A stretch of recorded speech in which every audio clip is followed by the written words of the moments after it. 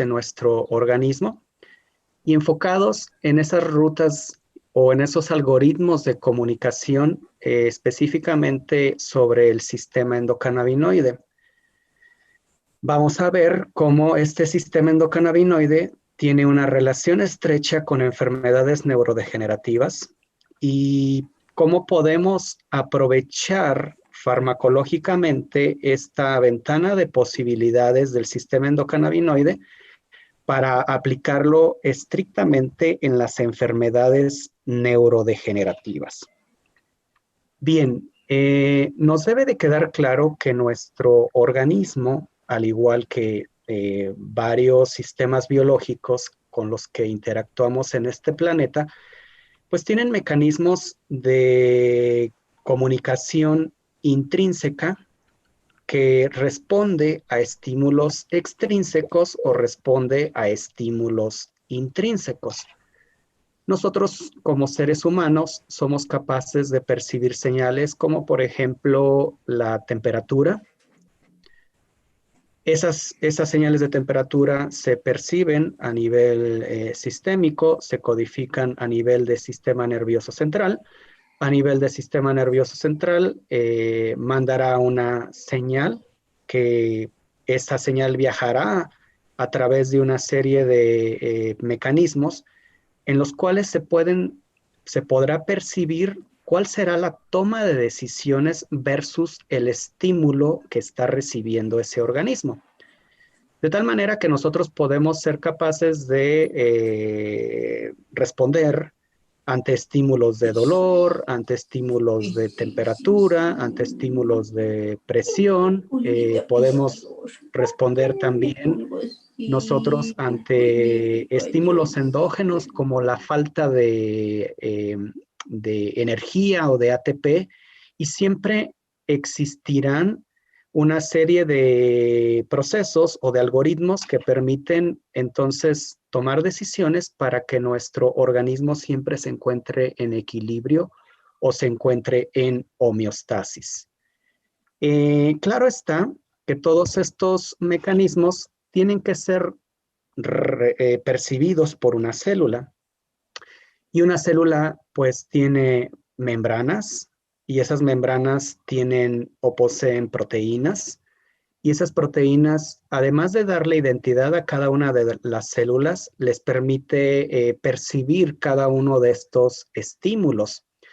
Esos estímulos entonces pueden viajar directamente de la interacción ligando-receptor río abajo para que se lleve a cabo la comunicación hasta el núcleo de la célula, y que este núcleo de la célula pueda responder a través de la codificación de mensajeros químicos que pueden ser utilizados de manera autócrina, de manera parácrina, de manera endocrina, o que también las comunicaciones permitan tomar decisiones a cada uno de los organelos que forman parte de la arquitectura celular.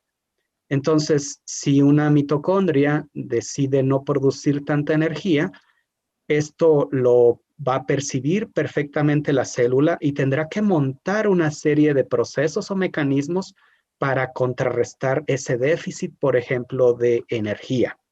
Entonces, podrán existir estímulos que provengan del microambiente extracelular y que los codifique en el microambiente intracelular para tomar decisiones, pero también podrán existir estímulos que provengan desde cada uno de los organelos, y entonces esto parecería como estas maquinitas donde se le pone presión de un lado a otro y una bolita va brincando pum, pum, pum, pum, pum, de un lado a otro, y cada uno de los organelos pues toma una decisión, todo con la finalidad de mantenerse en equilibrio o mantenerse en homeostasis esta célula. Bien, estas señales químicas siempre están conformadas por células, por un emisor de una señal, un receptor de la señal, un conjunto de redes de comunicación. Y estas redes de comunicación, el ser humano las ha estudiado y las ha abordado sistemáticamente y pedagógicamente para que nosotros podamos entender qué hace, por ejemplo, el sistema respiratorio con su código de señales moleculares y sus células que participan en estos procesos. También se ha encargado de hacer una disección de los órganos, de los tejidos que forman parte de este sistema. Así pues, nos permite entender cómo funciona el sistema digestivo y sus códigos de señales, el sistema endocrino, un sistema sensorial, el renal, el nervioso, el reproductivo, cardiovascular, muscular, el de sistema inmune. Y cada uno de estos pueden codificar, por ejemplo, señales muy gruesas o muy burdas, o pueden codificar señales muy finas y muy tenues. Un ejemplo de estos sistemas biológicos que son importantes para codificar señales muy finas sería el que nos ocupa el día de hoy, que sería el sistema endocannabinoide. Finalmente, todos estos sistemas muy gruesos o muy finos podrán estar trabajando de manera coordinada para mantenernos en equilibrio o mantenernos en homeostasis. Específicamente, existen algunos componentes que debemos de identificar específicamente del sistema endocannabinoide. Y estos componentes son, por ejemplo, los receptores, un conjunto de proteínas G acopladas a la membrana con diferentes dominios y que se expresan principalmente en las membranas celulares, pero también se pueden expresar en organelos, como por ejemplo el receptor cannabinoide tipo 1, que se puede expresar en la membrana de la célula o se puede expresar en la mitocondria. Entonces, la interacción con ligandos permite que esa interacción se pueda dar en la membrana celular o se podrá dar en la mitocondria. También tenemos al receptor cannabinoide tipo 2, que también es una proteína expresada en la membrana y que en los últimos años también se ha explorado su presencia en organelos como la mitocondria. Para estos receptores deben de existir ligandos naturales o ligandos endógenos, y esos ligandos son un conjunto de moléculas de origen lipídico generadas a demanda, y hago énfasis, generadas a demanda gracias a la hidrólisis de fosfolípidos de membrana. Entonces, si una célula como tal sufre de un estímulo o sufre de un proceso estresante, va a responder produciendo endocannabinoides. De los primeros endocannabinoides que se lograron identificar por la comunidad científica es la anandamida y el 2-araquidonoilglicerol, que tienen capacidad de ser producidas por nuestro organismo e interactuar ya sea sobre el receptor cannabinoide tipo 1 o tipo 2 como ligandos ante esta interacción con estos receptores. Sin embargo, así como existen estímulos y enzimas que promueven su síntesis, también existen enzimas que promueven su hidrólisis, tales como la amida hidrolasa de ácidos grasos, que es una enzima clave en la hidrólisis de un endocannabinoide como la anandamida, o la monoacilglicerolipasa, que es una enzima que hidroliza al endocannabinoide 2-araquidonoilglicerol. Sin embargo, estas moléculas, estos endocannabinoides, al ser de origen lipídico, tendrán la posibilidad de interactuar no nada más con el receptor cannabinoide tipo 1 o con el receptor cannabinoide tipo 2, sino que también podrán interactuar con un conjunto de receptores que se puedan estar expresando en la membrana o que se expresan a nivel citoplasmático. tales como los receptores vaniloide o los receptores activadores de la proliferación del peroxisoma. Y también en los últimos años se ha tratado de identificar y de hipotetizar cuáles son las principales vías que utilizan los endocannabinoides para poder ingresar a la célula, si lo hacen por difusión facilitada, si lo hacen por difusión pasiva, si lo hacen por difusión activa. Entonces, estos sistemas encargados de permitir el flujo de endocannabinoides, no nada más de interacción a nivel de membrana, sino también a nivel citoplasmático, también se ha explorado.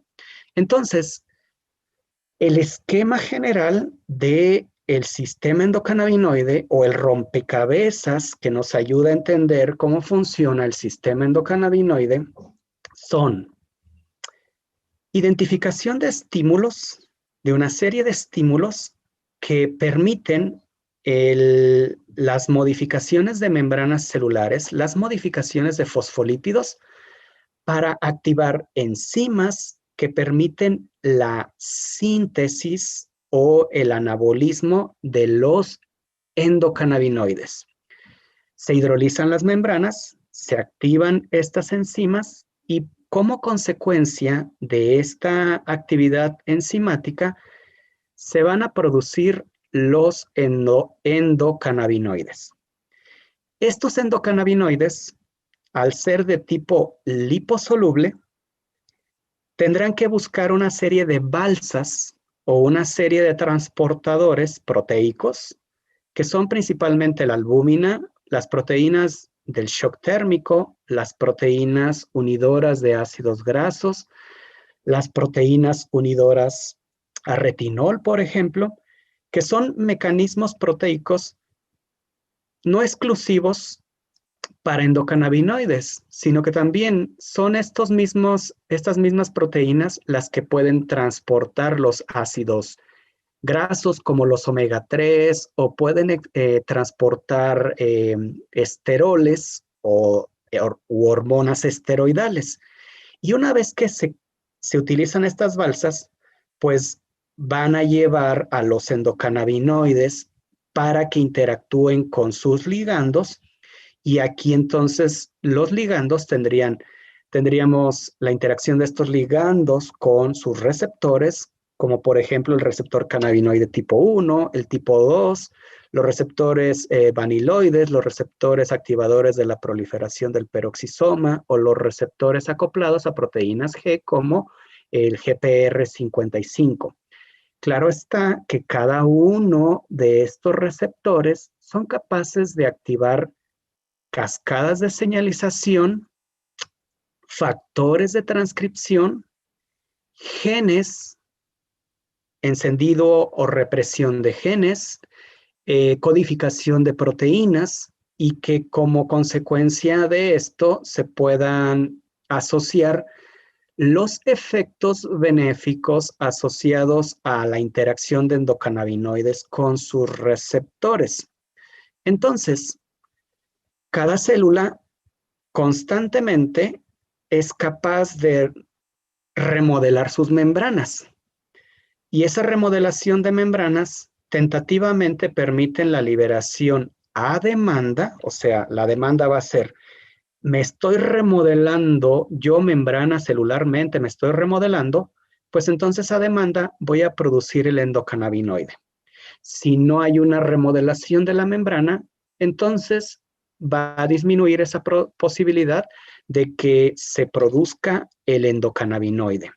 Y tenemos algunos ejemplos de endocannabinoides. Ya habíamos mencionado anandamida o AEA, 2-AG, NADA, PA, OEA, que constantemente nuestro organismo, por cualquier proceso, por cualquier mecanismo que estemos realizando, remodelaje de membranas, movimiento de membranas, es muy clásico que si nos llegamos, por ejemplo, a estirar, tengamos una satisfacción enorme por estar estirándonos, pero esa satisfacción es momentánea o es esporádica porque solamente responde a que me estoy estirando, en ese momento, sitio específico, se liberarán estos endocannabinoides, actuarán o interactuarán con sus receptores, tendremos esa sensación placentera y después desaparece, ¿no? Entonces, ahí está el significado o ahí podemos gozar de este concepto de producción de endocannabinoide a demanda. Me estiré, ese fue el estímulo que permite que se libere el endocannabinoide, pero al mismo tiempo existirá todo un mecanismo para capturarlo y una vez que lo recapturemos, lo degrademos y al degradarlo, pues concluye el efecto biológico de este endocannabinoide. Se producirá el endocannabinoide y tendrá diferentes mecanismos de interactuar en su sistema biológico. El endocannabinoide podrá interactuar directamente con los receptores de superficie. Podrá ser internalizado. En la internalización podrá ser capturado por proteínas de acarreamiento o de transporte. Una vez que interactúa con estas o que interactúa con sus como ligando con sus receptores, buscarán mecanismos de degradación. Por lo tanto, la presencia del estímulo y del endocannabinoide, la presencia de la interacción con sus receptores, la recaptura del mismo, la hidrólisis como tal, son blancos importantes a estudiar y posteriormente a modular con moléculas que pudieran interactuar como ligandos ligandos exógenos a los receptores, inhibidores de la recaptura, inhibidores de las enzimas que se encargan de la hidrólisis y un mantenimiento mayoritario del endocannabinoide en el microambiente celular para poder ejercer su efecto. Entonces, son blanco importante de monitoreo de endocannabinoides y de fitocannabinoides, por ejemplo, la interacción de estos con las proteínas de transporte o con las proteínas, por ejemplo, unidoras de ácidos grasos, con la albúmina, con las proteínas de shock térmico. Son objeto de estudio la interacción con sus receptores, son objeto de estudio los mecanismos con los que se unen a estas proteínas de trasiego, son objeto de estudio los mecanismos de oxidación, de hidrólisis y de eliminación, tanto de los endocannabinoides como de los fitocannabinoides o de los cannabinomiméticos. Cuando existe cada uno de estos ligandos a los receptores a cannabinoides, pues se ha reportado entonces que podrían tener un impacto sitio específico o a nivel sistémico, o que pudieran tener una polifarmacología sitio específico, los ligandos o los moduladores del sistema endocannabinoide. Por ejemplo, el objeto de estudio de esta sesión, pues es a nivel de sistema nervioso, y ahí se han asociado la producción de endocannabinoides y el uso de exocannabinoides como los fitocannabinoides o los cannabinomiméticos se han explorado para que la interacción de estos con sus receptores pudieran estar asociados en el ciclo de la vida, por ejemplo, en memoria y en aprendizaje. También están asociados a la plasticidad neuronal, al desarrollo neuronal, a la modulación de estrés, de ansiedad, de depresión a nivel del sistema nervioso central. También están asociados a nivel de termogénesis, desde el punto de vista del sistema nervioso central a la periferia. a nivel de manejo de dolor o de nocicepción, al manejo del balance energético, las señales orexigénicas se activan gracias a la modulación del sistema endocannabinoide, la motilidad a nivel gástrico y a nivel sistémico también se puede evidenciar con la interacción de ligandos hacia el sistema endocannabinoide, los procesos de adicciones, etcétera, etcétera. Bien, entonces nos debe de quedar claro que el sistema endocannabinoide va a tener un efecto muy importante en la modulación de procesos donde es responsable el sistema nervioso central.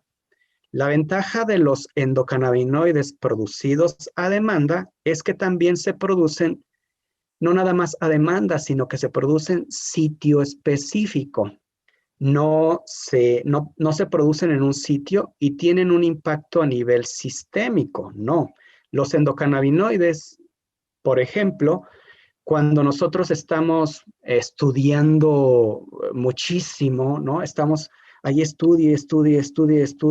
Imagínate tu neurona, cómo está trabajando, ¿no? O sea, le estás pidiendo que tu neurona A trate de hacer plasticidad y sinapsis con tu neurona B, ¿no? Entonces, imagínate cómo tienen que hacer un remodelaje del citoesqueleto y un remodelaje de las membranas y un remodelaje como tal de todos los organelos.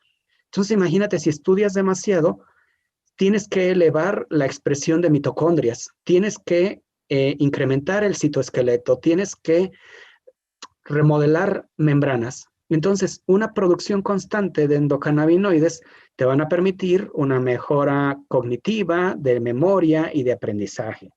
Un control motor, disminuir estos cuadros de ansiedad y de depresión, que finalmente en una constante de trabajo y en una constante de producción de endocannabinoides ayudará bastante a modular ansiedad y depresión, al control del apetito y la saciedad y de las señales orexigénicas, procesos de desarrollo neuronal, modular el ciclo del sueño-vigilia, pero muchos de estos también tendrán implicaciones en sistema nervioso, en órganos periféricos como el hígado, como aparato reproductor, sistema cardiovascular, músculo esquelético, tracto gastrointestinal, a nivel sistémico, sistema nervioso periférico.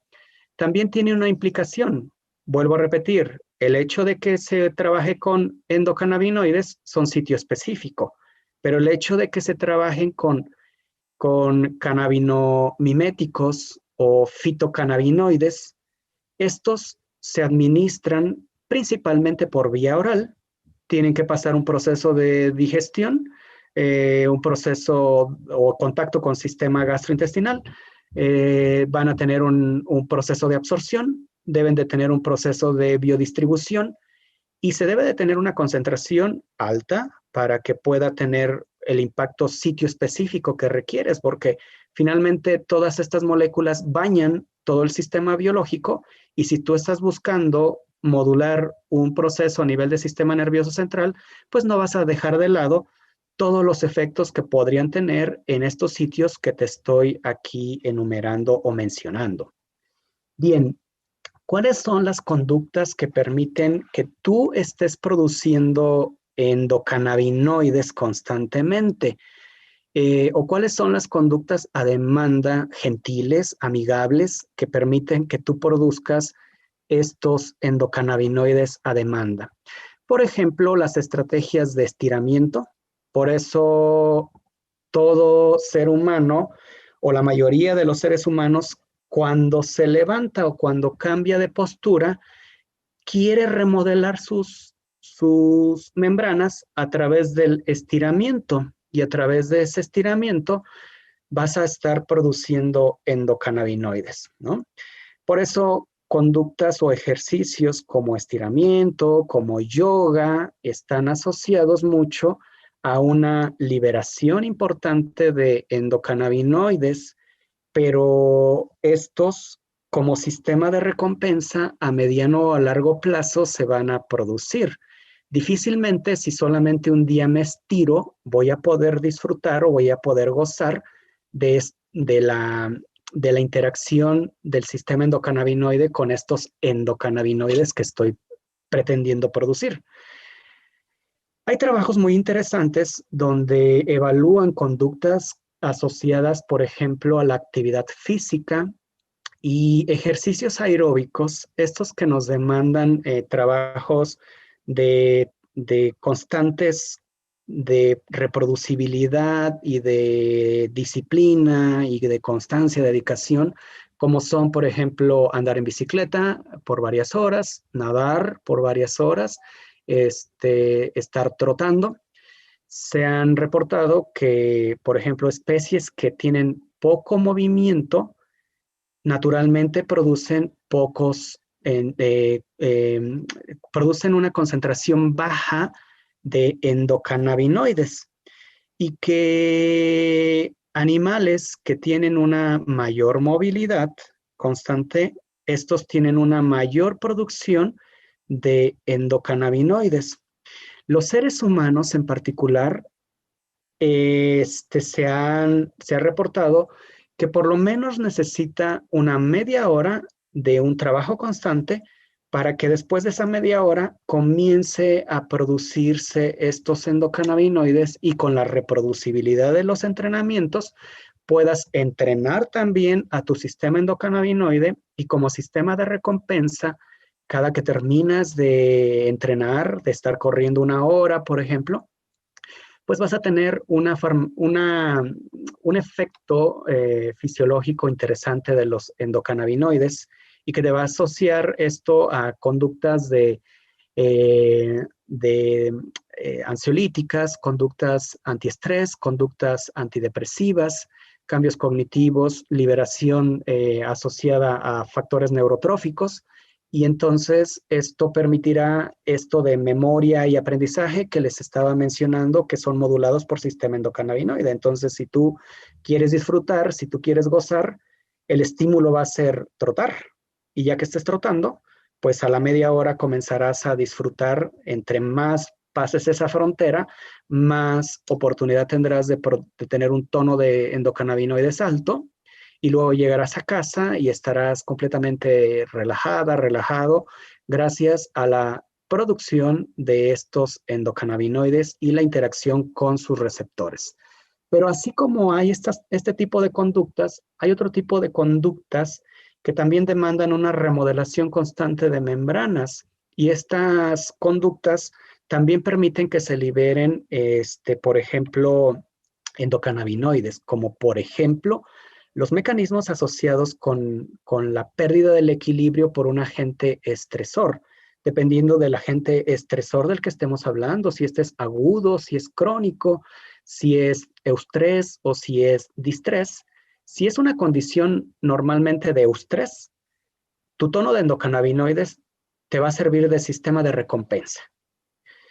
Si es una condición de distrés, tus endocannabinoides se van a producir más, pero también al mismo tiempo la hiperactivación del eje hipotálamo pituitario adrenal hará que se incremente la presencia de todo el sistema de recaptura de endocannabinoides y de las enzimas asociadas a la hidrólisis constante de endocannabinoides. Entonces, en estrés crónico se ha observado que todos los mecanismos del sistema endocannabinoide se hiperactivan, pero los sistemas de recompensa o hedónicos asociados a este sistema se ven afectados o atrofiados por una hidrólisis masiva de los endocannabinoides que se están produciendo a demanda.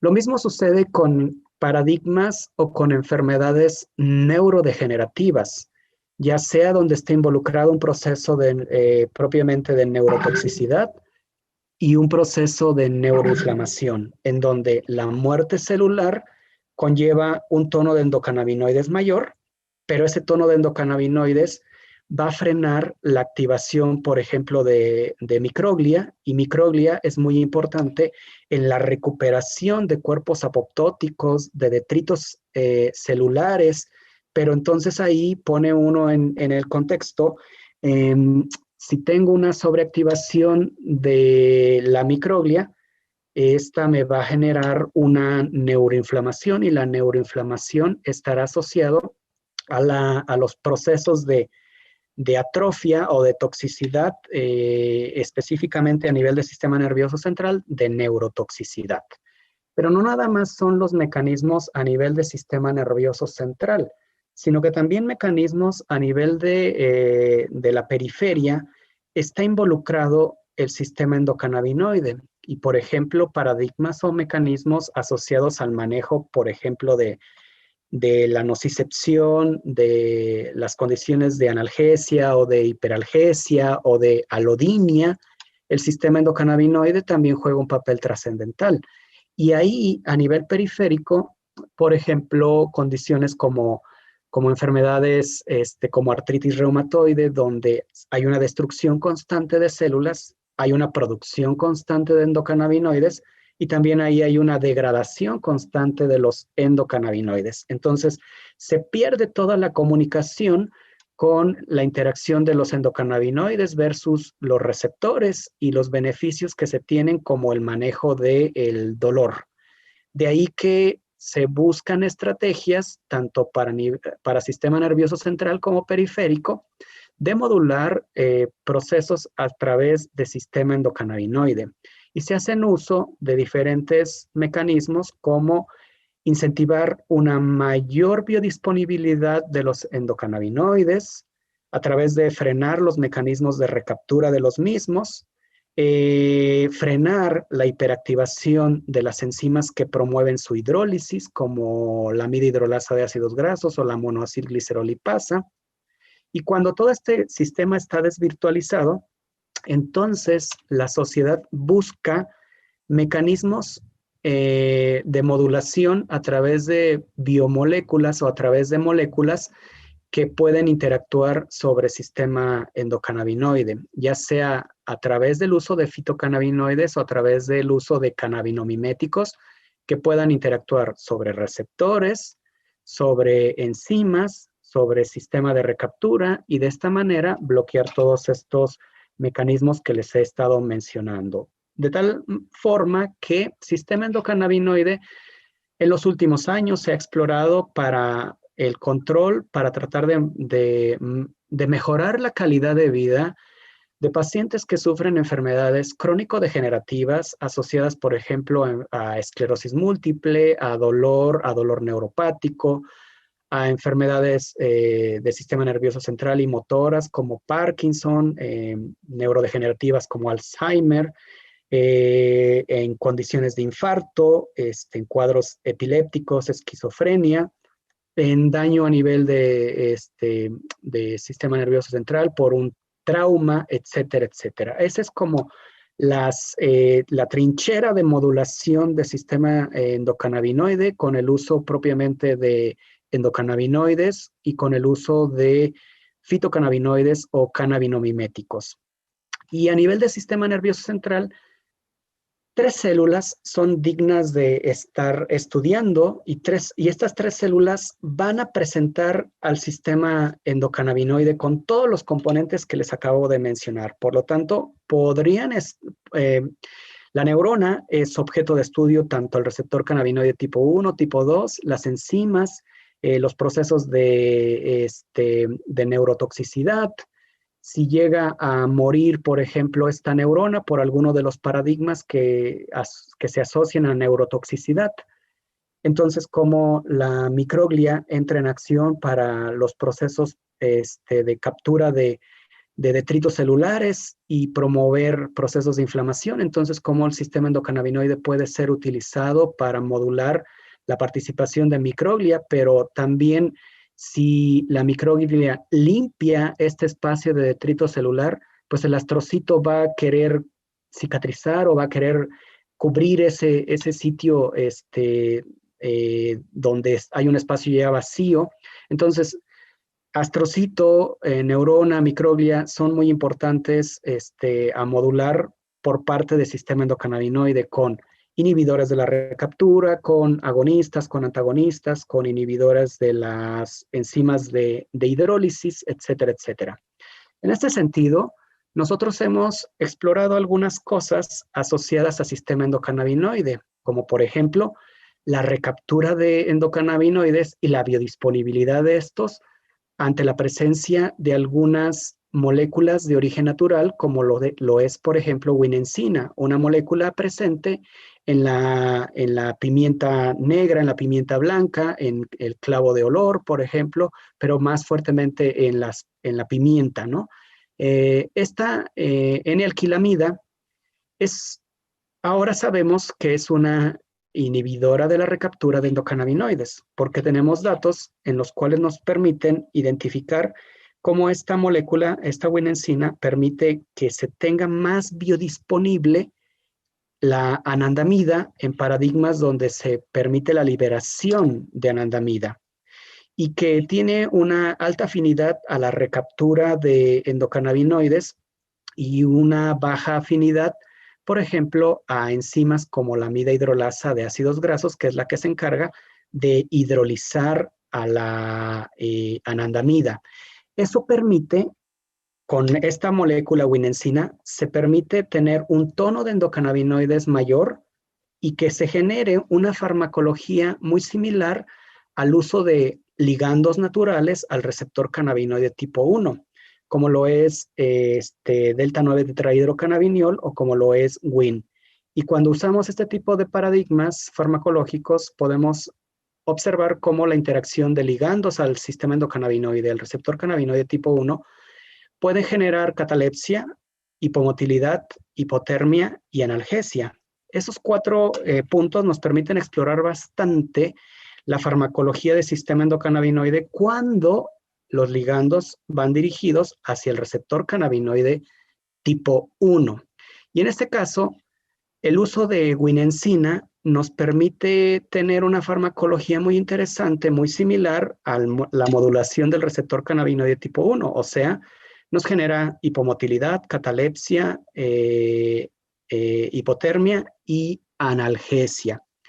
Y cuando usamos inhibidores, perdón, agonistas reversibles del receptor cannabinoide tipo 1 como rimonabant, pues podemos ver que esta interacción se ve modificada.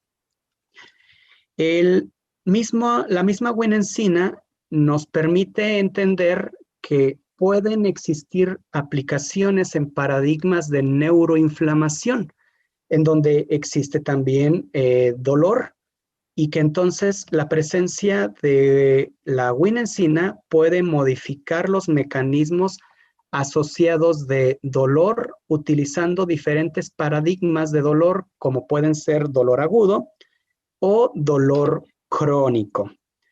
Y también dolor inflamatorio, ya que las citocinas proinflamatorias como interleucina 1 beta, interleucina 6 y el factor de necrosis tumoral alfa son regulados cuando hay winensina de por medio en la farmacología. Y esa farmacología nos permite explorar que entonces esta molécula pudiera estar participando en el control de paradigmas neurodegenerativos y de neuroinflamación.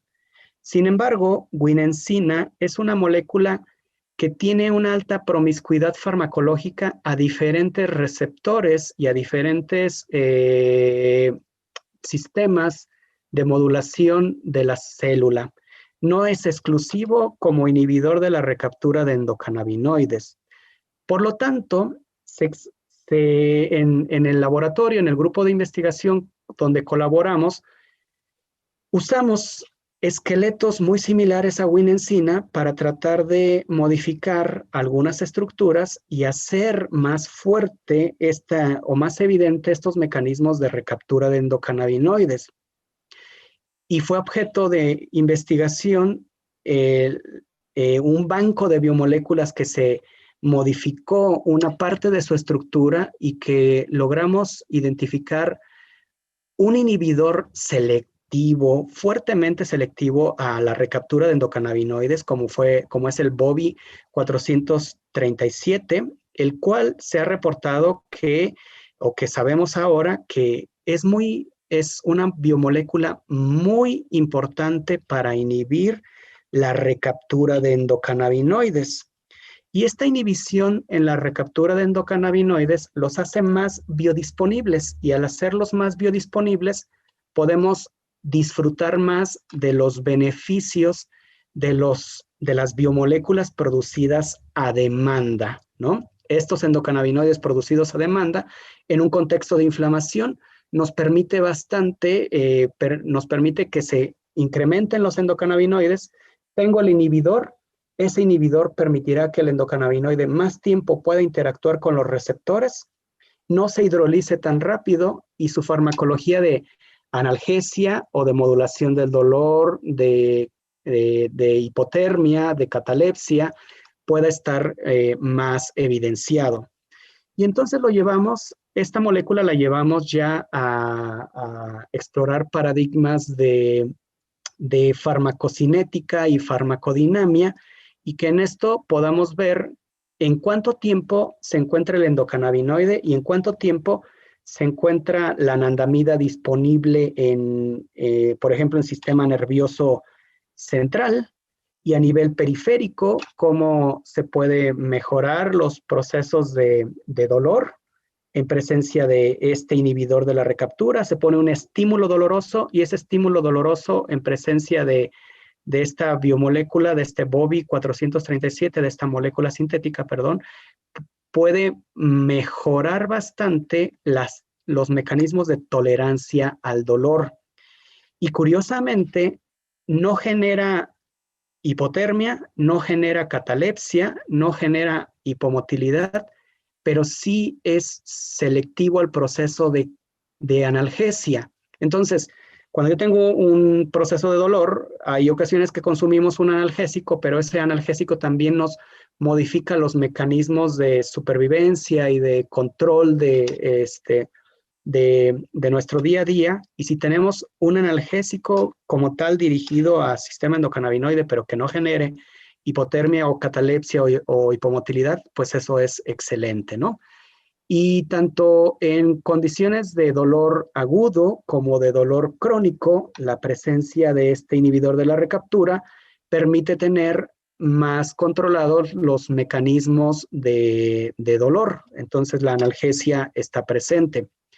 También hemos explorado en otros paradigmas, como por ejemplo en modelos que mimetizan los comportamientos tipo parkinsoniano por la administración de un neurotóxico como el MPTP. Y esto hace que los ratones que reciben un insulto por MPTP sean muy sensibles al daño sitio específico de neuronas, específicamente neuronas dopaminérgicas, y que al morir estas neuronas dopaminérgicas, pues liberen endocannabinoides, y con el uso, por ejemplo, de ORB 597, que es un inhibidor irreversible de la amida hidrolasa de ácidos grasos, se pueda mejorar los puntajes de ratones que recibieron un daño por MPTP, y que al usar este inhibidor de FA puedan utilizarse los endocannabinoides biodisponibles para que sitio específico puedan ayudar a los paradigmas de la acción de la neurona, del astrocito y de la microglia. Y también lo hemos explorado con usando agonistas al receptor cannabinoide tipo 2.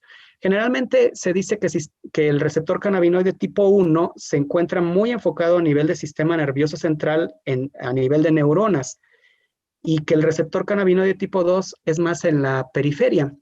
Pero en la actualidad sabemos que tanto receptor cannabinoide tipo 1 y tipo 2 se encuentra ubicado en sistema nervioso central, pero debemos de ubicar la célula, ¿sí? Y aquí, por ejemplo, el uso de beta-cariofileno, que es un terpeno, es un Es un terpeno que se encuentra en albácar, en la flor de cannabis, en la flor de cempasúchil, en el clavo de olor, en los cítricos, se encuentra mucho. Pues usando la vía de interacción con receptor cannabinoide tipo 2 en paradigmas de, de neurotoxicidad y producción estos comportamientos tipo parkinsoniano, por la administración de MPTP, se han mejorado también varios biomarcadores y algunos paradigmas conductuales asociados a un daño por esta conducta tipo parkinsoniana. También lo hemos explorado el receptor cannabinoide tipo 2 en manejo de dolor neuropático, asociado principalmente a paradigmas donde se promueve un daño en células beta de islotes pancreáticos, y sabemos que, por ejemplo, en condiciones de hiperglicemia, al producir la vía de los polioles, la vía del sorbitol y la vía de los productos de glicación avanzada, se daña terminales nerviosas a nivel periférico y se presentan conductas de hiperalgesia o de alodinia, y como beta-cariofileno es un excelente modulador de la neuroinflamación. Lo mismo, esta molécula nos ha servido para entender mecanismos de estrés oxidativo y neurodegeneración asociados a paradigmas, por ejemplo, de demencia senil, por ejemplo. Entonces, si logramos armar el rompecabezas y buscamos cómo modular el tono de endocannabinoides, pues lo podemos hacer con la biodisponibilidad del receptor cannabinoide tipo 1, del receptor cannabinoide tipo 2, de inhibir la recaptura de endocannabinoides, de inhibir la acción de la amida hidrolasa de ácidos grasos o la acción de la monoacilglicerol lipasa. Y entonces esto nos abre una ventana enorme de posibilidades terapéuticas para el control de enfermedades neurodegenerativas como esclerosis múltiple, como esclerosis lateral, enfermedades como Alzheimer, Parkinson, epilepsia, enfermedades donde está involucrado, por ejemplo, sistema cardiovascular, procesos tumorales.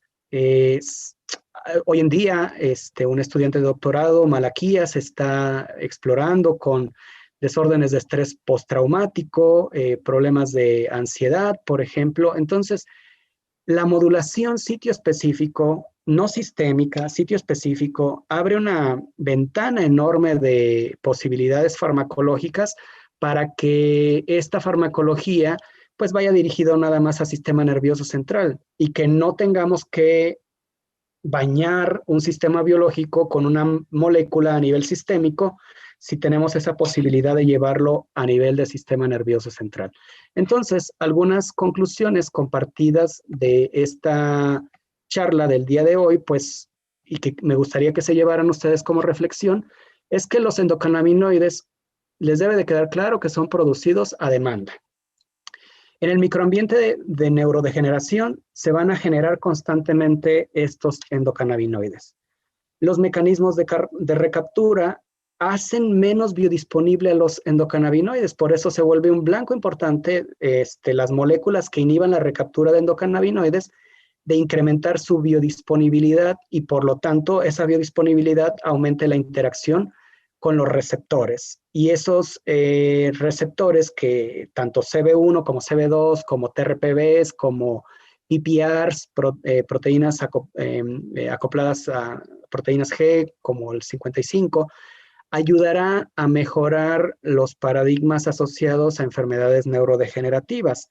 Las concentraciones, por lo tanto, de endocannabinoides no afectan tanto los mecanismos de tolerancia como el uso indiscriminado de fitocannabinoides, como se tiene como propuesta en la actualidad, ¿no? En la actualidad escuchamos a la población que dice que se siente estresada o que tiene una neurodegeneración y está jugando al goteo constante con fitocannabinoides sin saber la dosis como tal, y esto sabemos que modifica los procesos de tolerancia a los fitocannabinoides. Por lo tanto, existen grandes aplicaciones farmacológicas para enfermedades neurodegenerativas que se deben de explorar con el uso de agonistas a receptores CB1, CB2, inhibidores de la hidrólisis de los endocannabinoides, así como inhibidores de la recaptura de los mismos. De mi parte sería todo. Muchísimas gracias. Esos son mis sitios de contacto por si alguien tiene alguna duda respecto a lo que hemos platicado el día de hoy. Muy bien, pues le agradezco al doctor su charla, muy interesante, sobre todo en el contexto actual, como usted acaba de decir, de la, digamos, necesidad social de utilizar fitocannabinoides, que de repente uno se pregunta de veras la pertinencia, dada la existencia de este sistema interno que poseemos, ¿no? Todos los mamíferos al menos. Muy bien, entonces queda abierto la participación para el auditorio. Por favor, sus preguntas, comentarios, pueden tanto alzar la mano como escribirlas en el chat. Vamos viendo, muchas felicitaciones de varias personas. Y aquí tenemos la primera pregunta de Eliana. Primero lo felicita por la excelente plática. Gracias. Y pregunta si los endocannabinoides son derivados de los fosfolípidos de las membranas. ¿Tiene algún efecto el mayor o menor consumo de ácidos grasos esenciales como el omega 3 y el 6? Sí, claro, son producidos a demanda por la hidrólisis constante de fosfolípidos. Por lo tanto, si hay una hidrólisis, deberá de existir una síntesis. Y esa síntesis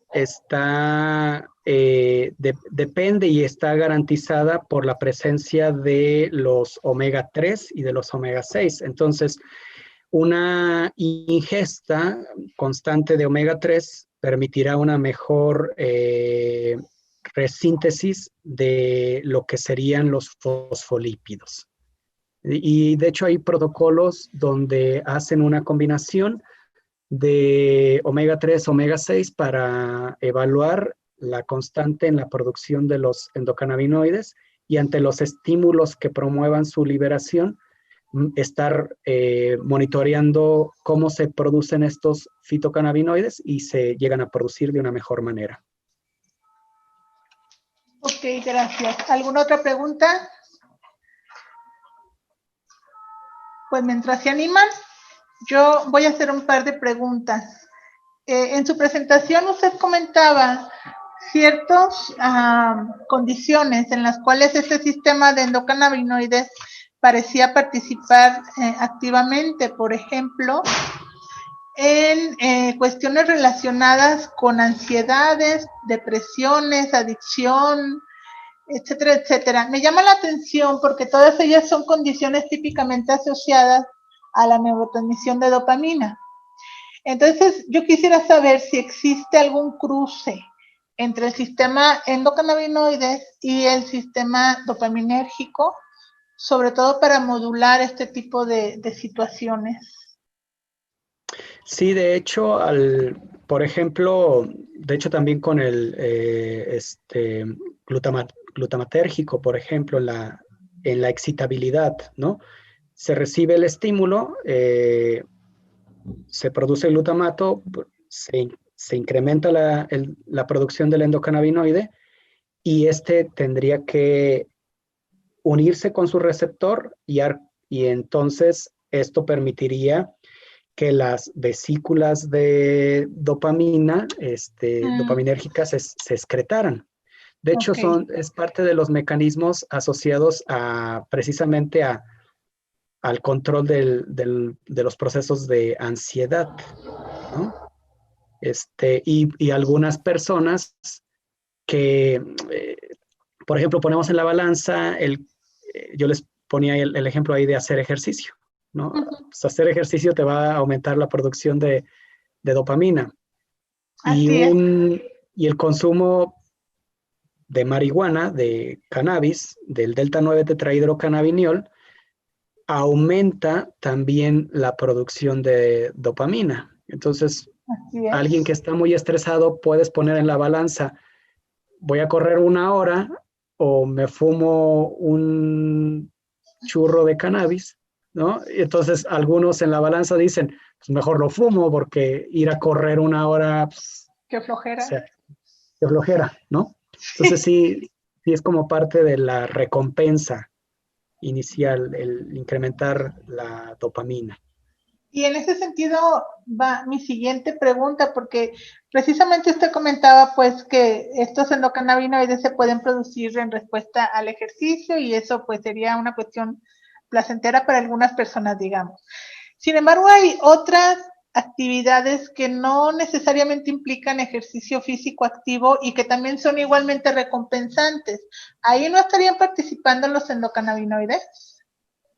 Sí, sí, sí, en cualquiera de los mecanismos asociados a remodelaje celular, Uh-huh. eh, hay esa producción. Por eso les ponía el ejemplo del estiramiento o de exigirle más a tu sistema nervioso central, a tus neuronas que hagan neuroplasticidad. Entonces, la lectura, por ejemplo, el, el estar aprendiendo una nueva actividad, eso aumenta el tono de endocannabinoides. Entonces, a nivel del sistema nervioso central, los profesores, los investigadores seguramente tendrán un tono de endocannabinoides central muy bueno, pero la periferia no estaría tan No, también, ¿verdad? asociada a, ¿no? Pero sí, de hecho, ejercicios, por ejemplo, de respiración, también la inhalación profunda, meditación, aumenta el tono de estos endocannabinoides. Excelente. Aquí hay otra pregunta de Leonardo Malaquía. Dice, en relación a procesos neurodegenerativos, ¿qué papel juegan los fitocannabinoides en el fenotipo de la microglía? ¿Son capaces de modificar esta célula de un fenotipo proinflamatorio a uno antiinflamatorio? Sí, excelente pregunta. De hecho, qué bueno que está aquí. Malaquías es estudiante de doctorado y es el que les mencionaba que estaba trabajando con los paradigmas de estrés postraumático. Efectivamente, la microglia, no nada más microglia, todo sistema inmune es ampliamente modulado por los estímulos en el sistema endocannabinoide. Por ejemplo, ante esta pandemia y que hemos escuchado bastante que usa productos de cannabis para controlar tu probable efecto de interacción con SARS-CoV-2. Ahí debemos de tomar en cuenta dos cosas muy, muy importantes. El uso crónico de los fitocannabinoides, el uso crónico, o sea, estoy hablando de semanas, meses, que consuma alguien fitocannabinoides, va a hacer que se activen más los microambientes antiinflamatorios e inmunosupresores. Y esto va a generar que, por ejemplo, en microglia se active más un M2. Y entonces, si yo ya voy con un bagaje de inmunosupresión y antiinflamatorio, se me presenta la interacción con el SARS-CoV-2, pues estoy completamente, no nada más con SARS-CoV-2, con cualquier infección, voy a ser vulnerable a esa infección, ¿no? Pero ahora, estoy pasando por ese proceso inflamatorio agudo, por esa tormenta de citocinas por algún estímulo, por algún microorganismo o algún estímulo que la está promoviendo. En ese momento, utilizar antiinflamatorios de forma aguda, en una concentración aguda, contribuiría a disminuir la hiperactividad del sistema inmune. Entonces, ahí, por el estímulo que promueve la inflamación, estaría participando más un M1. Y ahí es donde vamos a querer nosotros inhibir la participación de por ejemplo, de ese M1. En paradigmas o en contextos como un derrame cerebral, en ese momento agudo, el uso de antiinflamatorios, el uso en este caso, de fitocannabinoides, por ejemplo, una dosis alta de esos fitocannabinoides, contribuiría a disminuir, por un lado, la neurotoxicidad y a promover, por otro lado, la disminución de lo que sería la hiperactivación de los M1. Y de esta manera, dependiendo del contexto, se podría utilizar la participación de este fenotipo. Pero vuelvo a repetir, en estados de cronicidad somos muy vulnerables. En estados de cronicidad de consumo crónico de fitocannabinoides, ese individuo se va a volver muy vulnerable a cualquier infección. Bien. Tenemos otra pregunta de Carla Huerta. Pregunta, ¿el consumo excesivo de marihuana puede llevar a traer consigo problemas de depresión y ansiedad? Sí. El consumo crónico o excesivo están asociados a varios contextos. Depresión, ansiedad, esquizofrenia, bipolaridad. Y más si ese consumo comenzó en la adolescencia, ¿no? En la adolescencia, corteza prefrontal todavía está inmadura, ¿no? Sabemos que mujeres, gracias a su baño de progesterona todo el tiempo, llega a tener una madurez a sus 20 años de corteza prefrontal, pero hombres no la tenemos, por lo tanto, 25, 30 años apenas se nos está madurando la corteza prefrontal, ¿no? Pero ante la presencia de estos fitocannabinoides crónicos, pues simplemente no va a madurar, va a desvirtualizarse ese contexto natural de maduración del sistema nervioso. Y esto va a potencializar cuadros de bipolaridad, cuadros de esquizofrenia, de ansiedad y de depresión. Y también dependerá de qué tipo de cannabis es la que está consumiendo. Pues sí. Ok, ¿hay alguna otra pregunta? Sí, hay más preguntas. Permítanme un segundo. José Jaime Jarero pregunta, ¿existe algún tipo de relación de producción de endocannabinoides con la hiperactividad de las personas con alteraciones neurológicas como el autismo? Sí, se ha reportado que se incrementa la producción de endocannabinoides, pero al mismo tiempo se incrementa la maquinaria de recaptura. Entonces, en los procesos de excitabilidad neuronal se producen, pero al mismo tiempo se capturan y se degradan. Por eso es que se busca otras estrategias, como el uso de fitocannabinoides para tratar de responder a las necesidades del tutor o del padre o madre, porque ahí tenemos un nicho de oportunidad enorme para el paciente con autismo, ¿no? ¿Cómo podemos comunicarnos con él? ¿Y cómo podemos realmente saber que esa condición que para nosotros es como una condición muy caótica, no es su condición natural?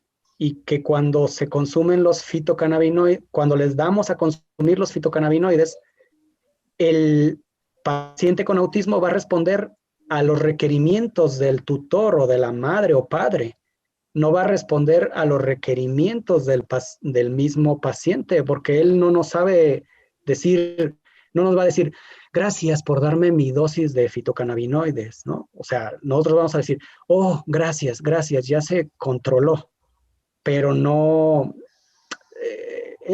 súper Sí. complicado decir si le estamos haciendo un bien o no. Bien o mal, exactamente. Pues sí, algo para pensar muy seriamente, ¿verdad? Si realmente lo que buscamos es pues tener a una persona controlable en casa o de veras proporcionarle lo que su propio organismo podría necesitar. Tenemos una contribución de Eliana, dice, respecto al contenido de precursores de endocannabinoides en algunos alimentos como los cítricos, la albahaca y la pimienta, su consumo de alimento como tal en cantidades y frecuencias habituales podría inducir un efecto benéfico significativo o los efectos solo se podrían observar con los extractos.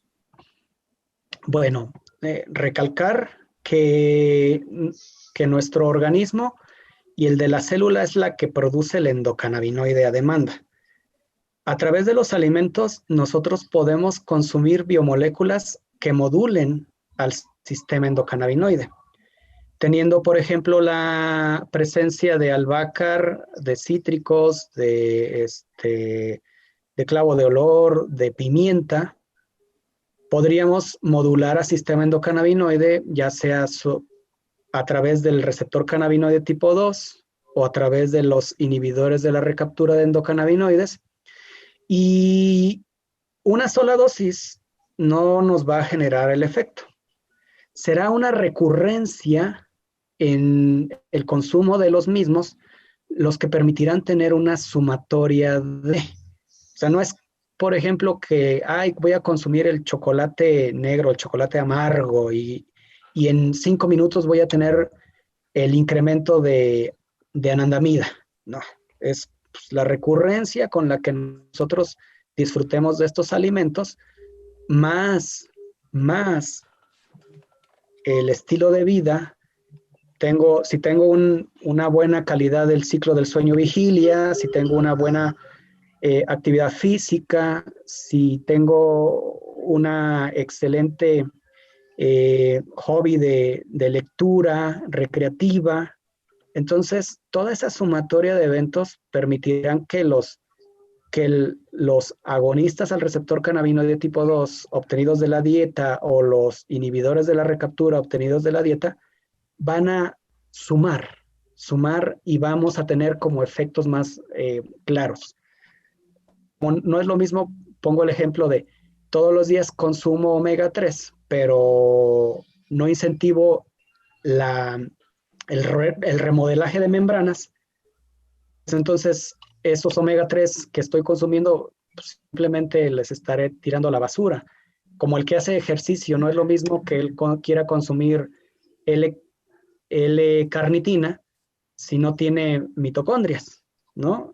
Aquí tendríamos que tener todo ese contexto para poder disfrutar de esos, de la alimentación y su impacto sobre el sistema endocannabinoide. Bien, gracias. Una nueva pregunta de Leonardo Malaquías.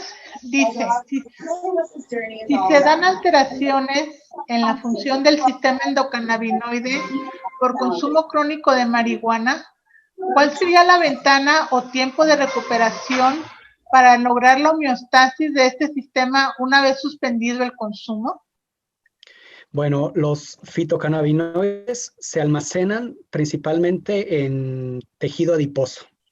Entonces, alguien que de manera crónica está consumiendo fitocannabinoides va a disminuir su tolerancia, va a tener menos receptores cannabinoides biodisponibles y va a tener más un sistema de liberación sostenida de los fitocannabinoides.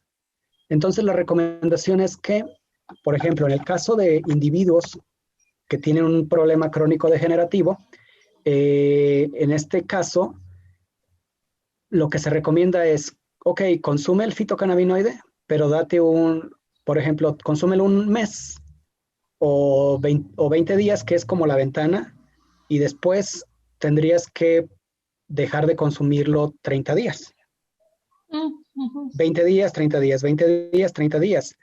Eso ayudaría a que se depure, claro, con ejercicio, por ejemplo, con ejercicio, al estar incentivando el movimiento de lípidos, ayudarías a liberar esos lípidos y esos endocannabinoides, y eso permitiría que pudiéramos tener nuevamente la expresión de los receptores, y al tener esa expresión de los receptores, volveríamos a sentir esa farmacología. Si no, se va a estar perdiendo. ¿Eso no podría generar unos procesos de abstinencia, doctor? O sea, el hecho de que Sí, estén 20 días y después 30 no podría generar un proceso. Aunque no tanto, porque los procesos asociados a sumatoria de eventos o adicción no es tan fuerte para el consumo de fitocannabinoides como para otras sustancias, ¿no? Entonces, para con esos procesos de depuración o de aclaramiento, serían muy, muy buenos, muy útiles, pero para aquellos pacientes, vuelvo a repetir, los que son naïve, son vírgenes a fitocannabinoides, comienzan a consumir, ya no les está generando efecto las mismas gotitas que tenían, ya no les está generando el efecto. Entonces, busca moverte, busca tomar agua, busca tener procesos de aclaramiento, depura, vuelve a ver expresión y adelante. Para aquellos que ya llevan años consumiendo y que el impacto a nivel del sistema nervioso central es muy fuerte, ahí, aunque tengan estos procesos de cese en el consumo de estos fitocannabinoides, sí tienen que tener un soporte muy importante, porque más que los síndromes de abstinencia, en este caso serían todo lo que dejó de modular ya la célula específica. Sí. Porque luego presentan como muchos síntomas como de ansiedad porque no pueden acceder al fitocannabinoide. Bueno, Flavio Sandoval dice, una felicitación. Mi pregunta es si existe evidencia del mejoramiento terapéutico vía endocannabinoides con pacientes autoinmunes, lupus específicamente con afectación del sistema nervioso central. Se está explorando a nivel de ciencia básica en este momento las cuestiones de enfermedades autoinmunes, pero la hipótesis estaría respondiendo a que ahí hay una destrucción sitio específico de las membranas, y ahí se estaría produciendo el endocannabinoide. Pero vuelvo a repetir, en enfermedades crónico-degenerativas, este sistema se está dando, pero al mismo tiempo la recaptura y la hidrólisis es N veces más que la producción. Por eso es que la exploración que se está dando es, si tengo esta destrucción, bloqueo esta parte de la recaptura y de la hidrólisis y mantengo cautiva esta parte. Y ahí sí se ha logrado identificar que los procesos de tolerancia no se llegan a afectar, porque el tono de endocannabinoides es fisiológico, ¿sí? Y que no se da a nivel sistémico, como sucede con los fitocannabinoides. Con los fitocannabinoides sí metes una dosis muy alta, y si yo tengo el daño, por ejemplo, nada más en el dedo, pues me va a dañar, me va a generar el efecto en el dedo, pero también me va a generar el efecto aquí, en el páncreas, en el hígado, en los adipocitos, etcétera, etcétera. Muy bien. Pues muchas felicitaciones en general de todo nuestro auditorio. ¿Alguna otra pregunta adicional? ¿Alguna participación de alguien? Doctora Mónica, ¿quiere preguntar algo? No, yo más bien felicitar y agradecer la presentación y lo que nos ha compartido hoy Juan Manuel. De verdad, muchas gracias. Gracias por la disposición para participar con nosotros en estos eventos de divulgación científica. Muchas gracias. No, pues un honor, un placer que siempre nos tomes en cuenta, nos consideres en en este tipo de ejercicios. Para nosotros siempre, para todo el grupo de trabajo y el agradecimiento a ellos, que son un soporte muy importante, siempre es muy útil este tipo de foros, pues que nos permiten hacer una parte de la elaboración, de la labor que nos corresponde como investigadores, ¿no? Es tratar de bajar esa información a la población y contribuir a incrementar esta cultura científica, ¿no? Pero no desvirtualizada en a veces blogs o otras cosas que se tienen, sino directamente de los que están en la trinchera y tú siempre nos consideras. Entonces un agradecimiento para ti y para la doctora Silvia, que también nos considera en los foros que luego ella coordina. Muchísimas gracias. Sí, gracias a todos.